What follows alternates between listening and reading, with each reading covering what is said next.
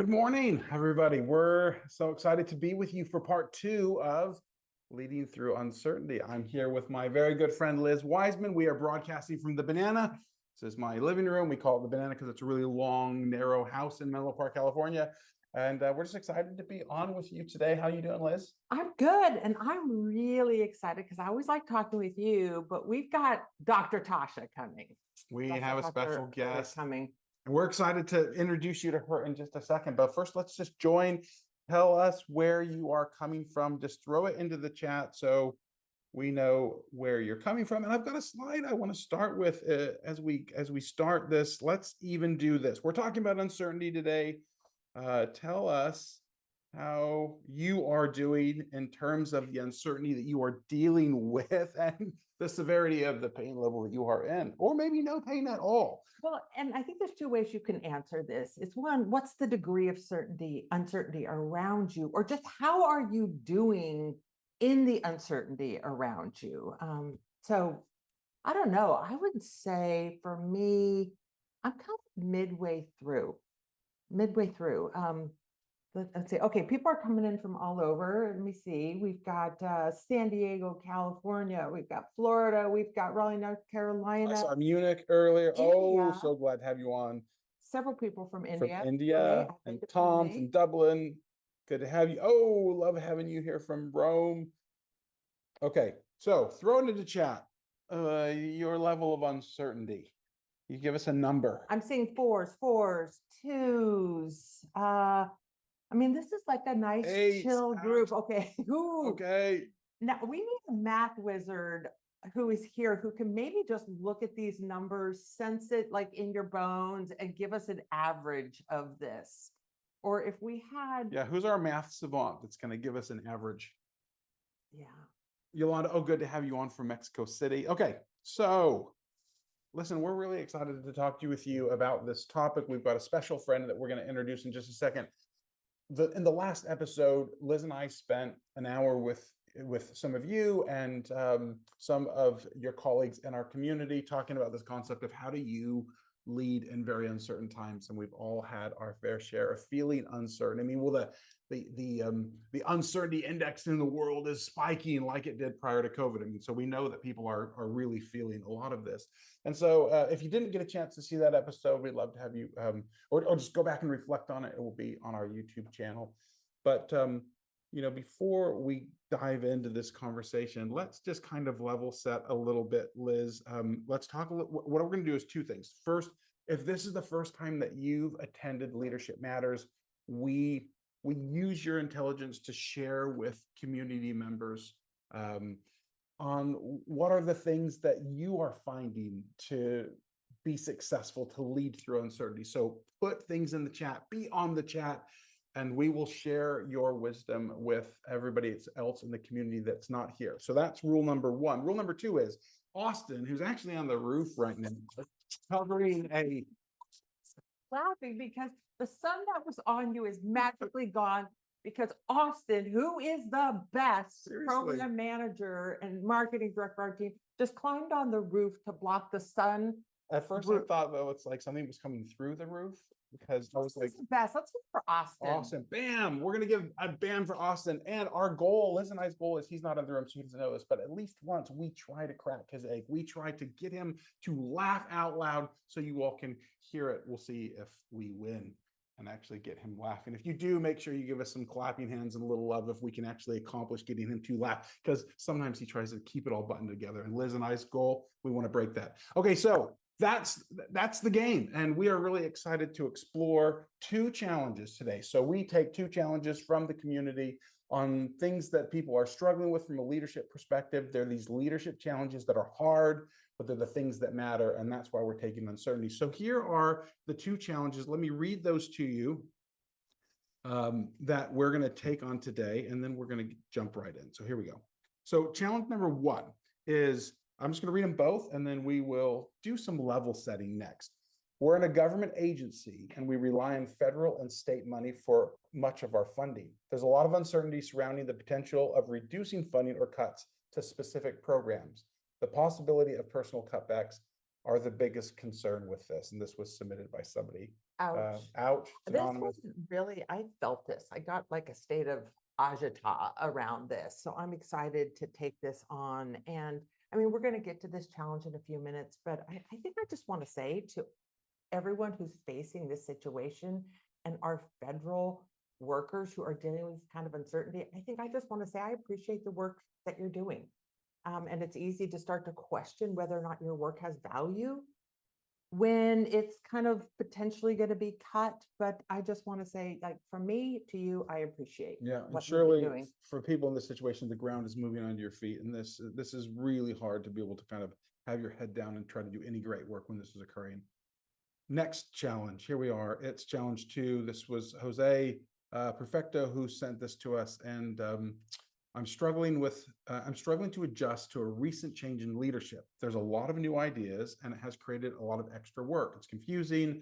I'm starting to feel paranoid and incompetent. I'm constantly asking myself, am I doing something wrong? How can I deal with this new leadership? Boy, I felt this one too. And Heidi said this last one was relatable. This one's relatable too. I can't tell you how many people I've talked to who say, oh yeah, in the 10 years I've worked at this company, I've had 10 different bosses.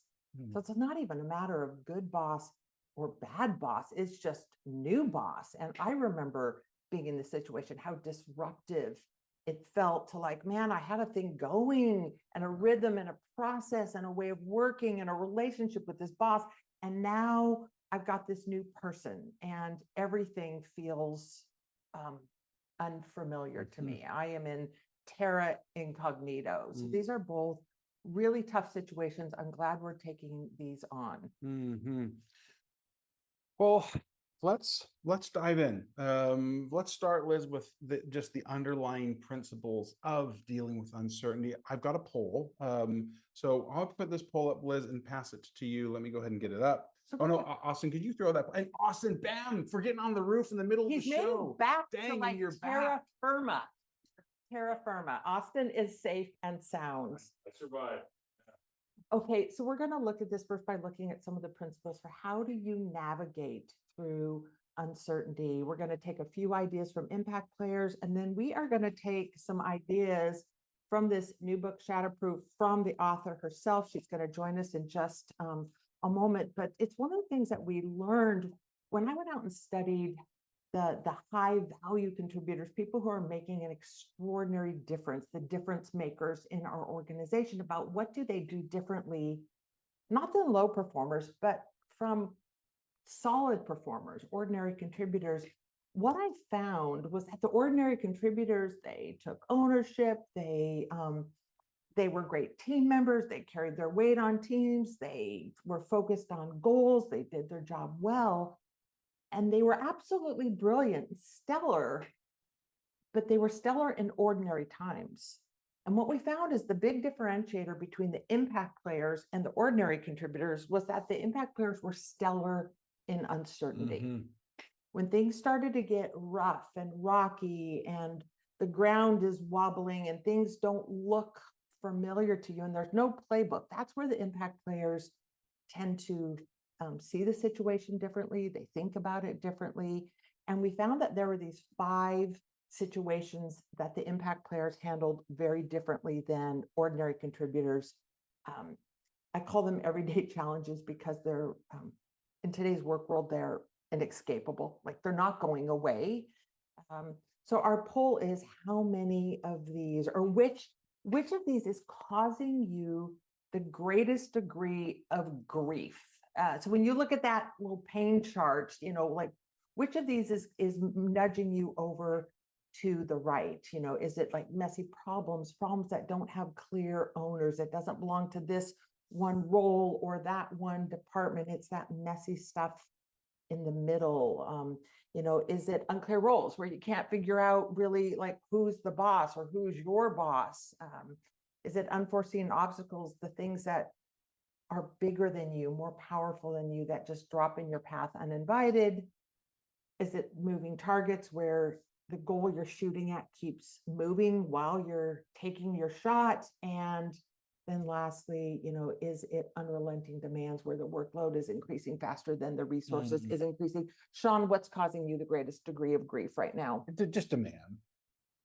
I mean, it's demand ebbs and flows, but I'm at a time when I think the demand's a little higher, and I'm in this place where if you miss even a little bit, so you have an off day or you have unforeseen problems or obstacles come your way, then it compounds it because you already know that you're behind. And so then any misstep, you feel even more behind. And that's kind of hard to mentally to kind of sort out how you deal with that. That's where I'm at. How about you? Okay, I would say probably messy problems. I'm working on a new book and I'm right in the middle of the research, and it's messy. And, I'm going from things I know about to things I don't know about. And, I'm leaving that familiar place where I have insights and answers and going into this place where I really just have questions and things are confusing. Mm, And so it just feels like every problem is something I'm having to wrestle down for the first time. And so that's what's probably creating the greatest amount of uncertainty for me. It looks like we're relatively evenly split mm-hmm. across this.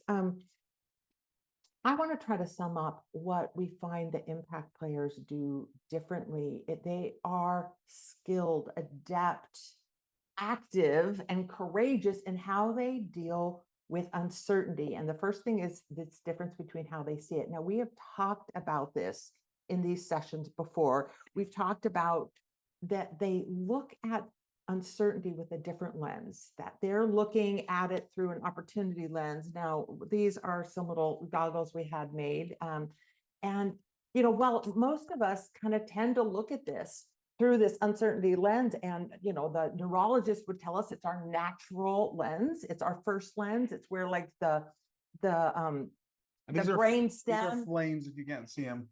It's like we are seeing the world through real threat. Yeah, and it's like, the our brain stem and that midbrain and the limbic brain, like this is the part that's saying, whoa, danger, this is a problem, you don't know how to do this, this isn't safe ground, you aren't safe here, someone might mean you harm.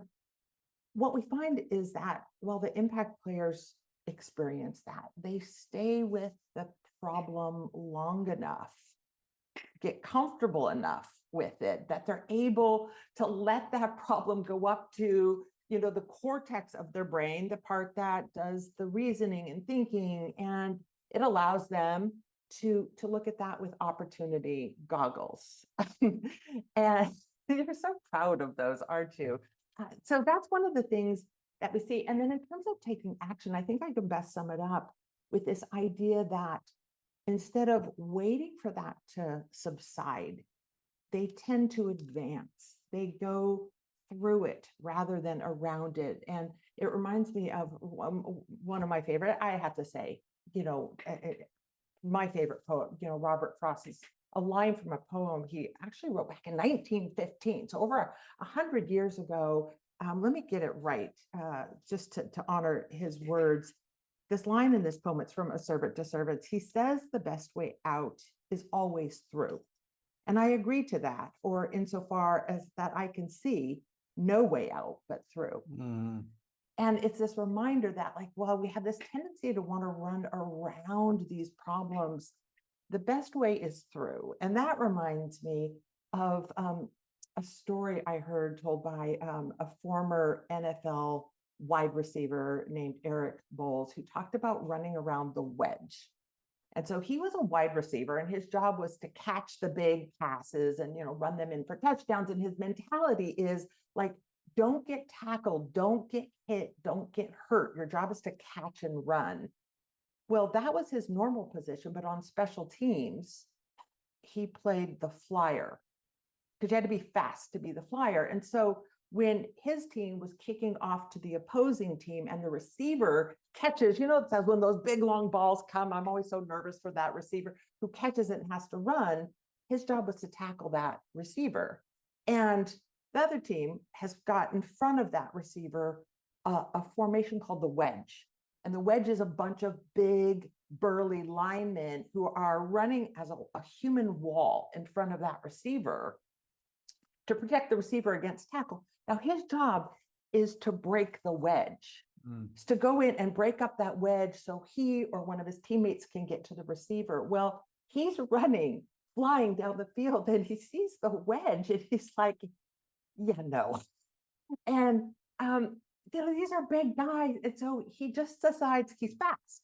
He's just gonna like do an end run around that wedge and get to the receiver that way. And he gets the receiver and he tackles the receiver on the 45-yard line.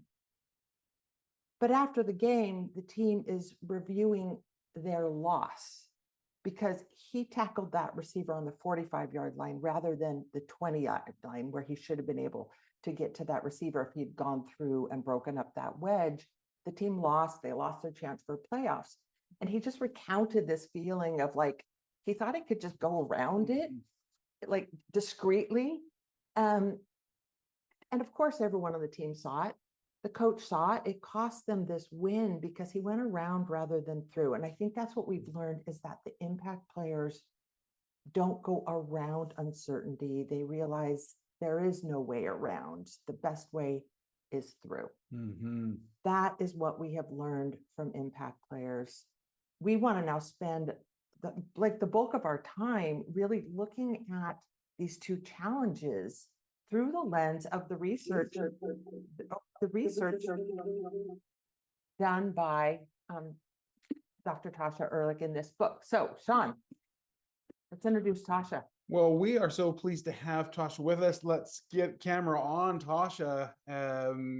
She's a New York Times bestselling author, an organizational psychologist, world's number one self-awareness coach. Her new book, Shatterproof, which is what we're going to really be drawing on today, how to thrive in a world of constant chaos and why resilience alone isn't enough, is where we're going to be spending our time. And she's going to reveal to us what are the surprising limits around resilience, and what's the skill set that we can use to thrive in a world that's constantly changing. We're so glad to have you with us today. Thanks, guys. It's a pleasure to be here. Oh, we can't hear you, Tasha. Uh-oh. Okay, I think we have activated you now. Tasha, we should be able to hear you. You should. Can you hear me now? I just went to my backup system. Yeah. Yes, we are so glad to have you on. Thanks. Tasha, it's great to be here. And listen, we need to find out from you, Tasha, how you're feeling, because I'm just going to go down a little bit. We're going to come back to this. You broke your foot last night and you are with us anyways. How are you doing? I am. Everyone right keeps now. asking me, if I have good meds, and sadly I don't. But I'm here in I call it the Eurich Group Global Bed Quarters with my foot up. I've run through the wedge of uncertainty and tried to figure out how to do my office setup in my bedroom. And yeah, I'm just happy to be here and pushing through the pain a little bit, I'll be honest. My goodness. Oh, seriously. I was kind of hoping I would hear Tasha kind of doped up on pain meds, but we're going to get just pure brain power from Tasha. Here's what I love about this book. This book is about how do you build mental and emotional strength. And what I love, and so we can deal with uncertainty. And what I love about this is it's not about how to suppress your emotion. It's not about how to pretend the reality doesn't exist, but how to face this head on and through.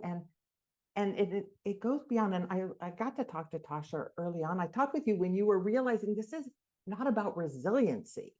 Resiliency is about bouncing back, and Tasha's work has pushed the boundaries of resiliency, and it's now about how do you grow forward from this. And so I'm excited. One of the reasons why, Tasha, I love your work is it's so evidence-based. I'd love for us to show the picture of Tasha. I spoke with her a number of times when she was going through this. I love this picture. Tasha, do you want to explain what this picture is? Yes, this is the 1,300 empirical journal articles that I read in writing this book over the course of 5 years. And I thought, because I'm a paper person, I print everything still, which I probably shouldn't do. But I thought it might be fun to stack everything up. And the picture is actually cut off because all three stacks are even longer than they look. So yeah, that was me with my special articles. And there was on her post, she said, like, I've read these articles so you don't have to. So she has distilled all of this empirical research, and we want to hear kind of like what you've learned in your research from Shatterproof about how to best navigate uncertainty. Yeah, tell us a little bit about, Tasha, what you found. First, just what you learned in general from your research. Let's start there, and then let's move to what you've learned in your own experience. Then I've got one more question for you about just the most important skill or mindset that we need to begin with. So let's just start. Like, what did you learn here? Right. So, in addition to reviewing all those articles, we did a bunch of qualitative interview kind of investigation and quantitative, right, survey investigation of our own. And probably the best way to explain my main takeaway from this research is to talk about the very first study that we did, which was we talked to 300, high achieving working adults, and we wanted to figure out what do you do when bad things happen, right? And bad is its sort of umbrella term that includes uncertainty, right? Because we know the human brain registers uncertainty as a threat. And we just wanted to see, what were the common responses? What did people do? Was there anything differentiating? And I thought that I was going to find, for example, that the people that did the best in these times were the most resilient. We found that there are basically three things that can happen. This is not Nobel Prize worthy material, but it's where we have to start. Is when a bad thing happens, you can break, right? Very small proportion of people. You can bounce back, which is what most of the people in our study did. But we found this third mysterious group of people who, to Liz's point, didn't just bounce back, but they got better. They got stronger. They found happiness. They found peace in the midst of these bad things. And it took me so I was researching the book for 5 years. It took me almost 2 years to figure out what differentiated those second and third groups. And again, it wasn't resilience. It was in many ways very similar to what Liz has found with impact players. People who are shatterproof, they don't push through because, as we'll talk about, resilience is a limited resource. They find a way to use those bad things as catalysts for growth, right? To kind of take the worst things that happen to us as opportunities to harness the best version of ourselves. And to me, that distinction, it's not even a skill set, as we'll see, it's a mindset and a set of habits. So it's something that anyone can do. But I think, I love the glasses that you guys have. There's so many parallels with this work of, it's even more than just seeing. I love it. Where's my pair? It's more than just seeing challenges as opportunities, because I think that can be a platitude. It's really what are the skills and habits, or the mindset and habits that help us do that, and that's what we'll talk more about today. So that was kind of the big takeaway: was don't bounce back, grow forward. How about you? What did you learn personally through the research? Was there anything that, I mean, like a life lesson for you that you'll take with you consciously? Oh, forever. It was actually what blew this whole thing wide open. At the same time that I was doing this research, I was navigating a very severe health crisis personally that just kept unfolding over the course of, a year or two. And what I learned was no matter how much we have gotten through in our past lives, right? Like no matter what challenges we've faced that we've triumphantly powered through, there comes a point where our resilience runs out. And we'll talk more about this, but it wasn't a lack of strength on my part. It was just that the situation, compounded with, in that case, COVID and everything that was happening with the economy, just sort of exhausted my resilience resources. And so what I've learned is we can't rely on resilience alone.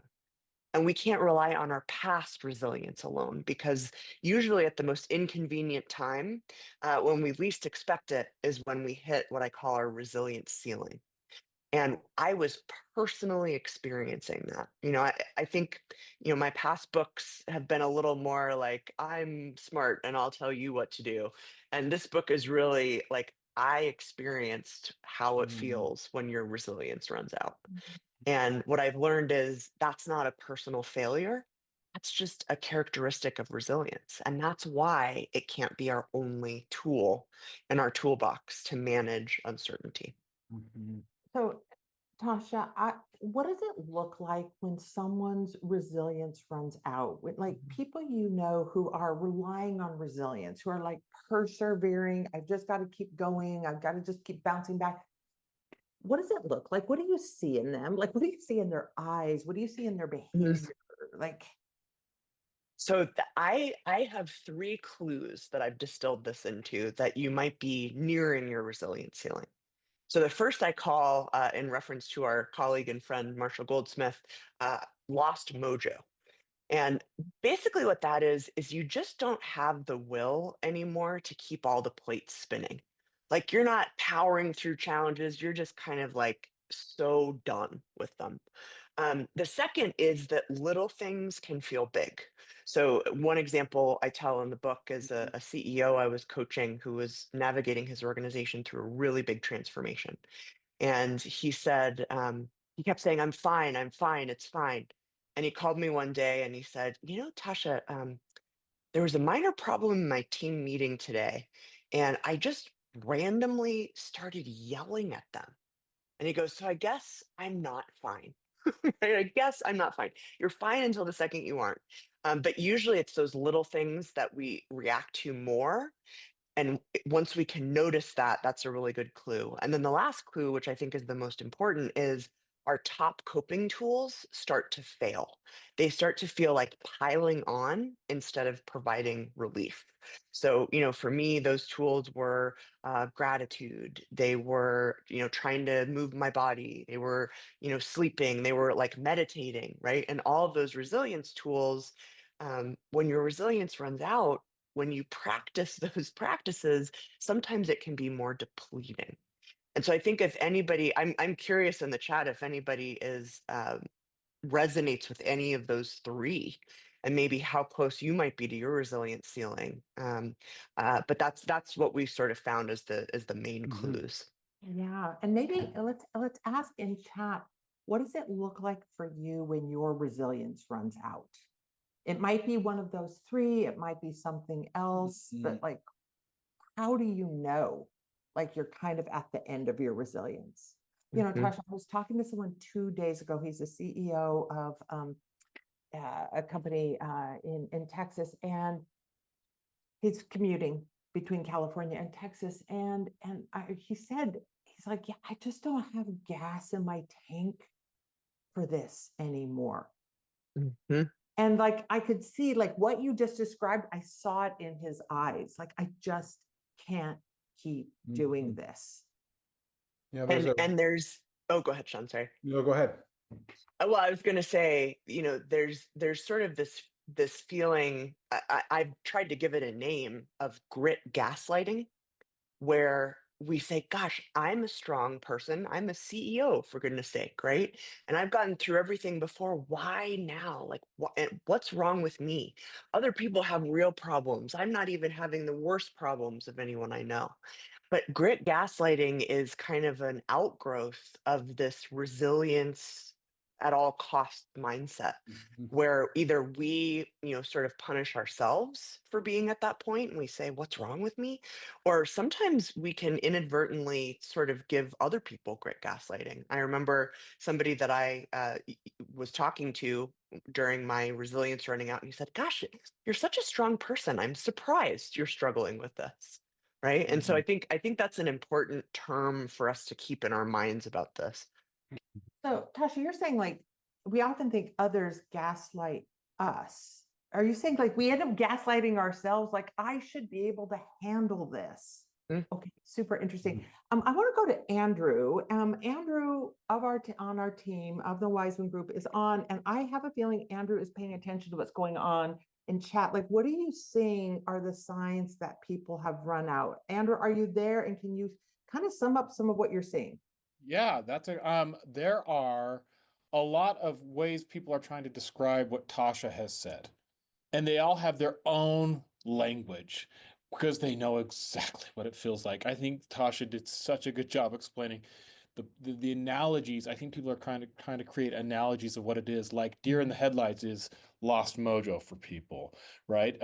When they see it in themselves that There are these small things, and I would say they're specific to each person. For example, Nicole talks about, I'm doom scrolling. I see that as a red flag for me. All of a sudden, the doom scrolling goes up, and I know that about myself.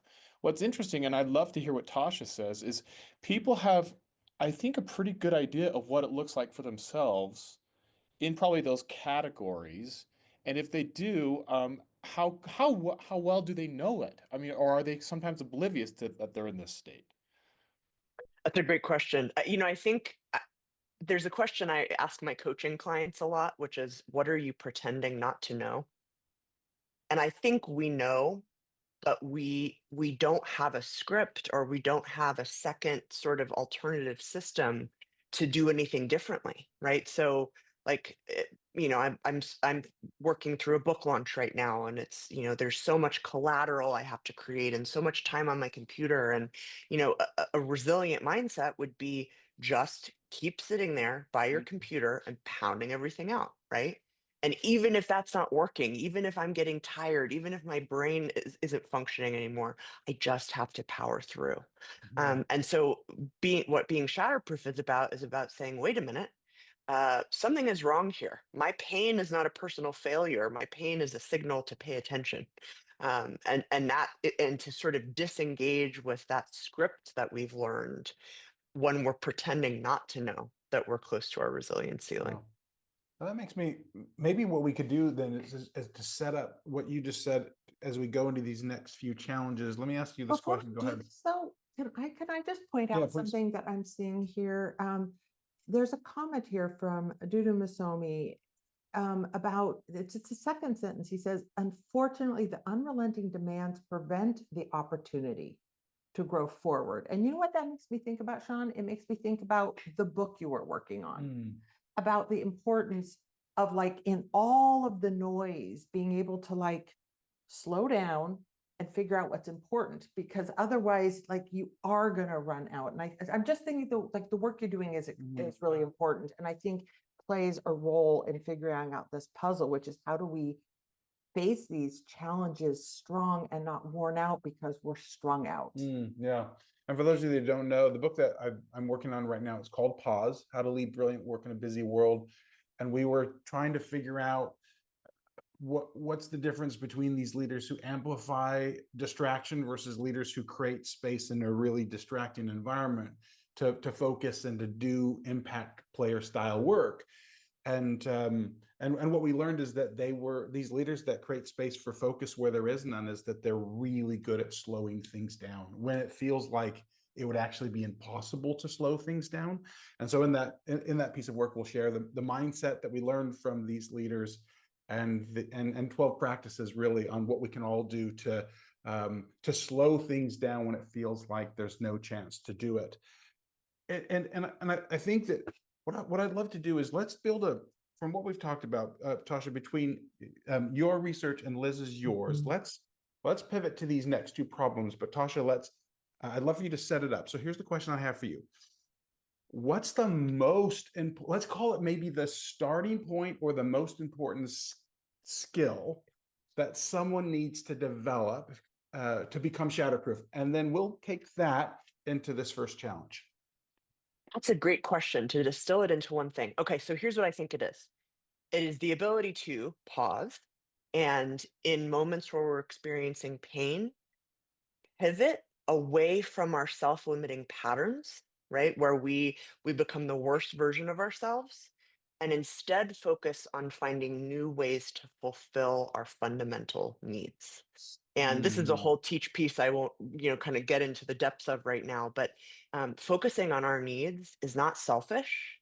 It is how we grow forward through these challenges. So I would, the comment from Dudu was, we might not feel like we have the opportunity, but if we can take that time and listen to ourselves, even in those moments, people can completely reinvent themselves, right? You can reinvent yourself by focusing on your needs, because that's what allows us to access the best version of ourselves. Yeah, thanks for that. Okay, great. Well, let's do it. Let's jump into the first challenge. I'm just going to bring it up again real fast. Here it is. So this is this challenge that we had, challenge one, this this government agency that's going through these cutbacks. And you can tell in this challenge that when funding and headcount are being decimated, how do you lead through something like this? Liz, where do we start? Well, I think it's about how do you stay calm and smart in this situation. I think everyone here can really empathize this. So it's like, these aren't like, oh, I'm dealing with a new piece of work, or I don't know how to do something. This is like an existential kind of level of uncertainty. I want to start this conversation. I've got some thoughts. Tasha's going to share some thoughts. I want to start it though by asking everyone on chat, what personal practices help you stay calm and smart amid uncertainty? I really believe you can't be smart unless you are calm. Yeah. And I think that's why I'm so excited about this work about pausing, because it's about like kind of regaining our is it equanimity, like a sense of calmness. And it's back to, again, so like the brain stem and like the midbrain and the limbic system, like all that processing can happen to like, let's get to the smart part of our brain. Well, I guess maybe these lower parts of our brain are smart too, because they keep us alive and they allow us to move and feel. But like, how do we really stay smart? So would you put that in chat? I'm going to try to pay attention to that. Andrew's going to be eyes on that. Of course, Tasha will be eyes on that as well. I want to start with a few practices that I have found helpful. This has come out of the research from the book Rookie Smarts, as well as Impact Players. I want to start with what I find to be one of the simplest practices to stay calm and smart, and that is to make a list. And it's not a to-do list. I usually, when I'm feeling overwhelmed, I'm like, I brought my Sharpie, and I can only think with a Sharpie. Like when I have to do big kind of, I'm crazed thinking, I pull out my Sharpie, a big piece of paper, and I make a list. So this isn't a to-do list. This is a I know, I don't know list. Now, I just kind of made a quick one. We talked in our last show, we talked about my general lack of art skills, but that doesn't stop me from trying. Here we go. It's a simple practice of like, what do I know? And the purpose of a what I know list, it's not that that's necessarily going to help you manage the uncertainty so well, is it's going to build confidence, because it's easy in this situation to say, my whole world is shattered, like, or it's going to be shattered. I don't know anything. And to go into this panic of, I know nothing, I'm in control of nothing. Well, let's start by, what do we know? You could also make kind of a sister list to this, like, what am I in control of? What can I influence? Again, it's to build confidence and sort of like efficacy, self-efficacy. And then it's a, what do I not know? And the point of the not know list isn't to dwell on the things that we don't know. This becomes the learning agenda. And I think like to Tasha's point, it's like, instead of just like bouncing back and surviving, which doesn't feel very good, like how we grow forward from this is, we're like, okay, here's what I don't know, but I need to find out, or I'm waiting and watching for signals that are going to help me go, okay, you know what? That's over here. I find this to be a simple practice. You can do it as a team. You can do it as an individual. But the idea is, when we admit what we don't know, it forms a learning agenda for ourselves and for our team. Now, Tasha, I have a feeling you want to make a comment on that. I'm watching it in your face. Jump in. You just blew my mind, Liz. I think that is a genius exercise and tool. And I know how good it was, because I was instantly answering those questions that you posed. I was instantly putting my experiences in those two columns. So thank you personally for that. Let me add to that. So there's a tool I talk about in Shatterproof called the 222 method. And it's designed for moments exactly like this. And I want to just take a brief sort of pause from that to say, the first thing we need to do in these uncertain situations is normalize the experience that we're having, right? There are some psychologists that believe that uncertainty is the fundamental human fear.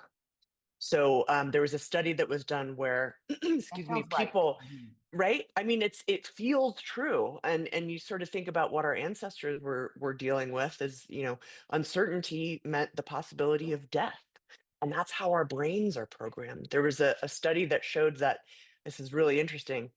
Being afraid of losing our jobs is actually more stressful than losing our job.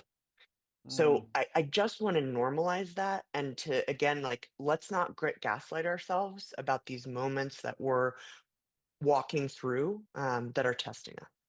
But in those moments, the 222 method, I personally use this tool more than I wish I had to, but it's really, really helpful. So when you're in those moments, right, where you're kind of reaching your resilience ceiling, or you can't keep doing more with less, right? To this question is, you pause and you ask yourself, what do I need in the next 2 minutes, 2 hours, and 2 days? And each of those time frames has a different goal. So the first, for 2 minutes, is immediate physiological first aid, right? You're going to do some deep breathing. You're going to name the feeling that you're feeling. You might even, like, splashing cold water on our face and neck helps our body kind of regulate a little bit. It has to do with the vagus nerve. But do it, like, go outside and feel the sun on your face. Just do something to interrupt the cycle, right? Liz is acting out exactly how we feel before we need to use the tool. 2 minutes, or 2 hours. I said 2 minutes. I'm not even on pain medicine. 2 hours is just something to help you have a little bit more positive of an experience that day. So maybe, you go to the gym, or you call a friend. It's going to be really unique to you. Maybe you do a Netflix binge, right? Something to just say, like, I am choosing to do this, and it is going to make me a little bit happier. 2 days, this is, I think, the most important thing. If you're engaging with a problem, like if there's something that's causing you to just need to use this tool, that you can't figure it out, or you don't know what you're going to do, you give yourself the opportunity to take a structured pause, where for 2 days you are giving yourself permission to not overanalyze, to not ruminate, to not try to figure out what you're going to do, right? And in that space, what I think you'll find is, when you come back to it, the world isn't different. You're not fundamentally changed, but you just might have a little bit more opportunity, to run through the wedge, right? Because you've given yourself that deliberate pause and timeout. So that's a tool that I love for this. It's easy to remember. I love how easy that is. Let me add a couple, and then Andrew, we're going to go to you and look at the wisdom that has been gathering here on chat. I think in that, 2 minutes, 2 hours, 2 days, and I remember that, Tasha, from when I read your book. I had a chance to read Tasha's book in advance, and offer an endorsement for that. It was just like, it was one of the things, that 2 minutes, 2 hour, 2 days. I'm like, oh yeah, that changes things, and that is this kind of pause factor. Let me add a couple to that. I think, like, planning your pivot in this, and this is, we talked last time about how do you lead teams through uncertainty. We talked about the importance of scenario planning. Like, we don't know how things are going to play out. We don't know if there are going to be cuts in this federal agency. We don't know, but what we can do is we can look at some scenarios. Now, that can lead to panic. Like, I don't know, it could be this, it could be this, but we can look at that and say, okay, if this happens, if it pulls this way, I'm going to pivot this way. And if it does this, I'm going to pivot that way. And thinking about that made me remember an experience I had in high school. You were a diver in high school. I played badminton, which is actually way harder than it sounds. It really is. I see it's super hard. Thank you, Sean. I needed that validation. And field hockey. And I was actually I was good at badminton. I was decent at field hockey, and scored some goals and all of that. Now, I got one of these awards at the end of the season. It was really not one of the awards for outstanding performance. It was like for lame things that, I had done over the year. And I got what they called the Artful Dodger Award. And everyone laughed when I got this award, because our coach had taught us about the dodge, and the dodge was, and so you're playing hockey, and this is field hockey with a ball on grass. I'm growing up in California. This is not really, we're not an ice place, but, and you're kind of like moving like this back and forth with the ball, you're protecting the ball. And like when someone comes at you, a defender, she taught us how to like take the ball and like dodge to the right and sort of juke the other person and move around. And I practice Can you this. still do this? Of course not. I mean, I could try. I'm wanting to see this. Yeah, but we might try that. We might try that out in front of the lawn here. But anyway, I get good at this, and I'm like, oh, I like this move. And then in game time, in the middle of a game, I'm going down the field, boom, boom, boom, click, click, click, click, big dodge to the right, and then I go tearing down the field. The problem was there was no defender in front of me. I just wanted to practice the move, and everyone laughed because they're like, Liz is dodging and there's no one coming at her, but I'm like, boom, check me out and my skills. So like you want to plan your moves and your pivots, but that doesn't mean you go and execute on them if it hasn't happened. You're just holding them for in case like it comes at you one way, you're ready and you've got that dodge. I just got a little excited because I had the dodge move ready. Okay, that's a practice I think can help. Like just plan my pivots. What will I do? If this happens, I'm going to do this. If this happens, I'm going to do that. Again, all of this, like this exercise, it's to build confidence. Like, okay, I am prepared in all of these different scenarios.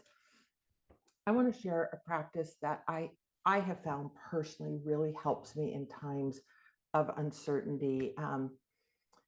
I had just finished a manuscript, and Tasha, you know the feeling of turning over the manuscript. The book's not done, the bells and whistles need to be added, but you've gotten out of the hard work and you're now turning it over. And I had just completed this manuscript, and I'm talking to my publisher at HarperCollins. I'm talking to Hollis Heimbach, and I have loved working with her in all these books. And we're reflecting on this process. And I told her, I'm like, yeah, like there were so many points in this process where I just was lost and stuck. And I described that. I'm like, it doesn't only happen in the arc of writing a book. Every chapter, there came a point in time where I just was stuck and lost, and I couldn't see where it was going, and none of it made sense to me, and it wasn't going to come together. And like, I'm like trying to form it, and it's like, you imagine you're on a potter's wheel, like, and like the thing is spinning, and it's like, it's not taking shape, and it's so frustrating. And I told her kind of what I do when that happens. And I don't think I drew this chart, but I said, I feel in these moments like I am in the valley of despair. And I'm like down in this like dark desert valley. I'm wandering in the wilderness, and I'm not sure I'm going to find my way out. And this, I drew a quick little chart of what this valley looks like. And I'm so curious, Tasha, what that valley looks like for you. But it's like, man, I'm down in this trough and I'm somewhere here in this space, and I'm not sure I'm going to find my way out. And then I told her what I do is every time I find myself there, and it is multiple times in a book process and a research process, I tell myself, I have walked through the valley of despair. I have walked through the valley of the shadow of death. It's always like the scripture from Psalms, or like there's a rap song, I think, that is maybe more poignant. I have walked through the valley of the shadow of death, and I have found my way out. And I have found my way out before, and I will find my way out again. And each one of these like crises is different. It's all uncertain. I'm not sure I'm going to make it, but it's almost like a muscle memory. And it's not like, oh, I'm just going to keep doing what I'm doing. Like you have to find, it's a new and novel solution every time. You can't rely on old playbooks, but you can rely on muscle memory that says, I have faced uncertainty before, and I have found my way out, and I will find my way out again. And when I got done telling that to Hollis, she said, I've noticed that like my best authors, and she kind of named some of these authors that she worked with. She said the best ones always find themselves in that valley, that trough. And the difference between the best ones and the others is they don't settle, they don't give up, they kind of like find their way out of this valley. And I think it's all about muscle memory. Tasha, you no doubt have been in this trough yourself? What do Well, you I do? am.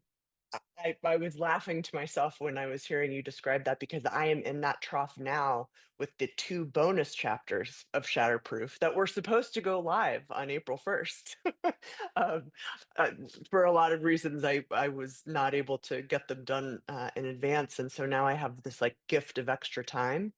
But I'm definitely in that trough, and it is deep and it is dark, and no matter what the problem is, I think there's one other kind of tool or mindset that this reminded me of that I talk about. Our mutual friend and rock star CEO Alan Mulally, Mm, he believes in what he calls a better way mindset. And what that mindset is I'm going to choose to believe that a better way exists even if I don't know what it is right now. And I think if we can slow down and make that decision and make that choice, because it's a choice we can make or not make, um, I think it changes the course of the what the trough looks like, right? mm, This is where I am right now. And I know, there's no reason that this is going to be the problem that gets me, right? Like every other problem in my life I figured out and I'm going to get through this.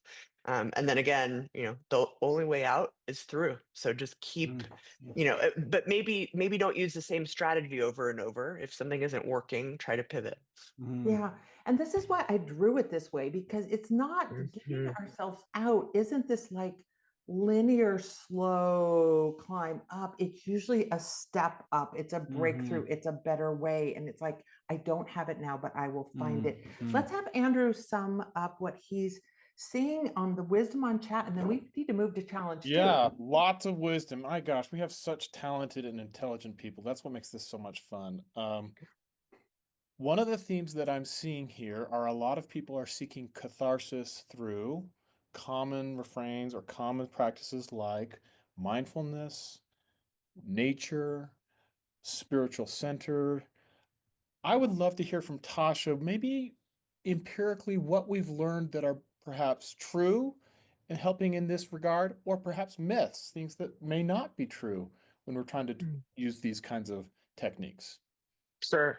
Well, so these are all examples of resilience practices, right? So the resilience research started by looking at kids and what differentiated kids that got through really tough circumstances from those that kind of, found a way to persevere. And then the research became more about kind of what are these learnable practices that can increase our capacity to cope. And that's, I think a lot of, being in nature, mindfulness, all of those things. Um, that's where I would even caution us to say, if that tool is helping, keep doing it. But going back to that third clue of the resilience ceiling, if for some reason that tool stops working, that is a signal to pay attention. Because when our resilience runs out, no amount of nature hikes are going to solve that issue. We're going to have to really take a step back and say, I need a different way to approach this. Mhm, But yeah, that would maybe be my caution there. mhm. Thanks, Tasha.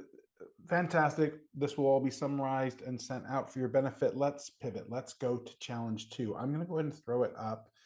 And just as a real quick reminder, here's what it is. This is this leader, this individual who Jose writes in about struggling with this change of leadership. And you know what it's like if you've been there. If you get a brand new leader, or even worse, if your boss of years all of a sudden changes completely the way that they're leading, which can be super unsettling, just as maybe even more If they're having a unsettling. freak out, or Right. yeah. So okay. So here we are. Tasha, I'll kick it to you first, and then Liz. How do we deal with this type of a challenge?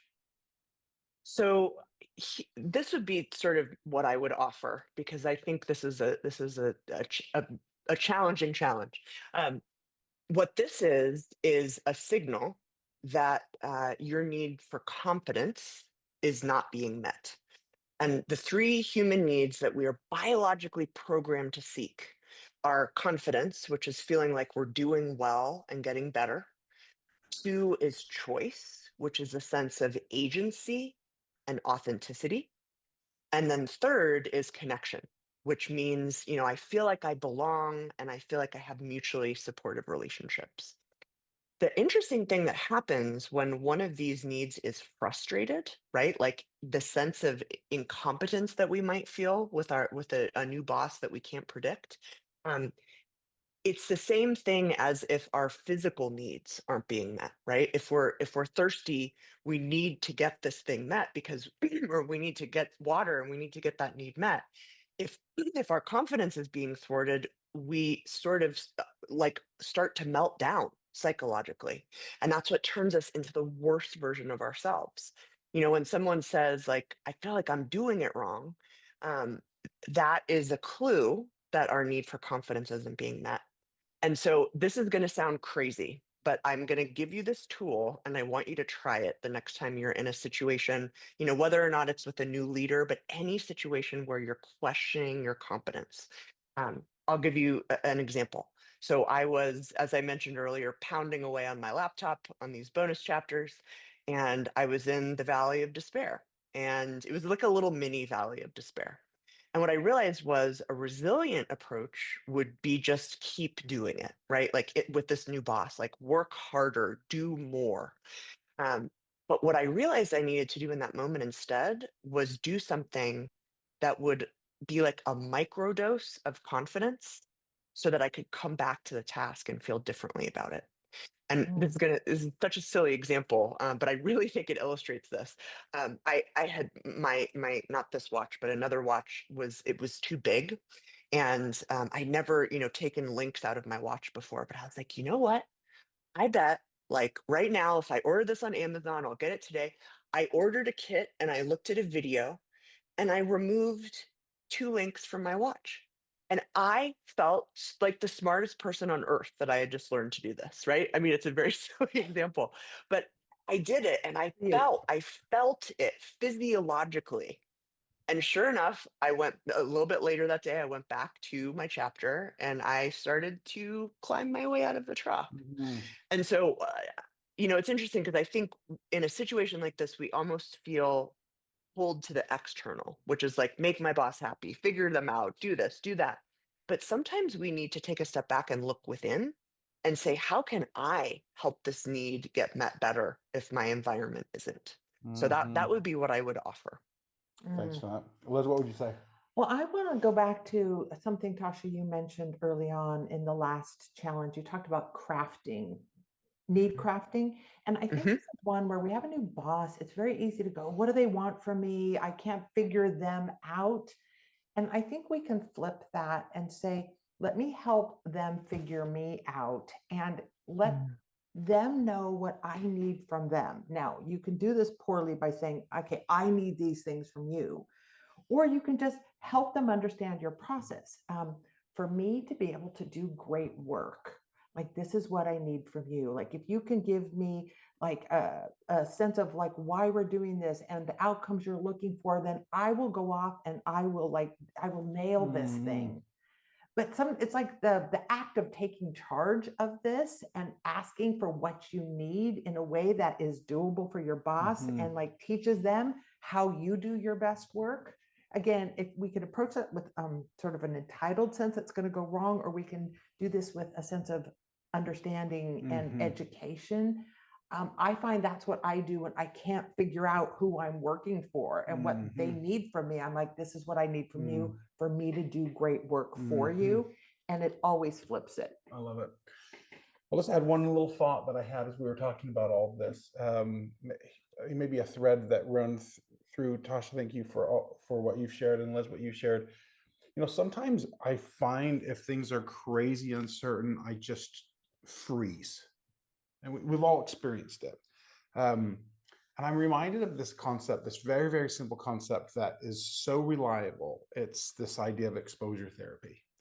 That when things are so uncertain and we literally feel like we can't put one foot in front of the other, that the thing that we've learned throughout the ages, really, it's old wisdom, but it's that if all you can do is stare at the thing that is frightening you, if that's all you can do, and you do it voluntarily. That's the key. You have to voluntarily stare at the thing that is so uncertain, that is It's frightening vexing you, that's you. vexing you, that if you voluntarily stare at that thing, oftentimes the thing doesn't become less frightening, but instead we learn about ourselves that we might just have the capability to do something about it. And in us kind of grows this courage by staring at it, that we might be able to lean into that Yeah, challenge. and in many ways, what you're saying is the enemy becomes small, and like we and our capability gets a little bit bigger. And it's so what we found with impact players is they just, yes, of course, they have the same, avoidance of uncertainty, but they stay with it longer. That allows them to get comfortable and allows them to go through it rather than around it, and to come through that stronger. And to come through that, I guess, as we kind of wrap up, a little bit more Shatterproof. Tasha, thank you for joining us. Thank you for sharing your research, your insights. Thank you for reading those gazillion empirical, peer-reviewed studies so we didn't have to, and we can benefit from your work. And Thank you both. I learned so much from you. Thank you for having me. And here's what we're going to do. For those of you that attended today and have stayed with us this whole time, thank you. If you will, we'll send an email out, but if you will submit a challenge that you're struggling with, a leadership challenge that matters to you, that you would like for us to take on in a future show, the first 10 people that submit a challenge in response to this email today, we will buy you a copy of Shatterproof and send it to you. We are so thankful for the opportunity to be able to have you all on. You make this community great. Liz, thanks so much. Tasha, good luck with your foot, seriously. And thanks for being on in pain. Everybody, thank you so much for contributing in the chat. We enjoy being with you. Have a fantastic rest of your day and see you next month. And we're so glad Austin survived the roof. Yes. Yeah, we did it. We did Ah! it. Boom. All right, we'll see y'all.